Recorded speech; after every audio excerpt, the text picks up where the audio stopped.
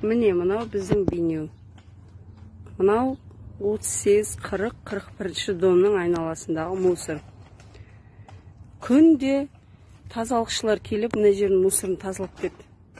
Но бірақ жергілікті халық түніменен джиппен, басқа да қымбат көліктермен келіп, мына мусорларын тастап кетеді. Біз домда тұратындарды мынандай тері, малдың қалған құтқан заттары болмайды ғой. Біз домда тұрамыз. Біздер ай сайын мына мусор үшін ақша төлейміз. Олар неге контрактке тұрмайды? Постоянно осылай мусорлар тастап кетеді көліктегілер. Біз ескертіп айтамыз, тастамаңдар деп.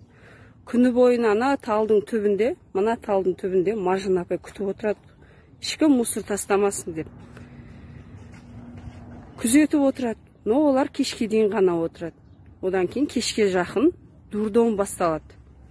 Әрқайсысы әр жақтан келіп мусорды лақтырып кетеді. Осы енді адамгершілікке жата ма?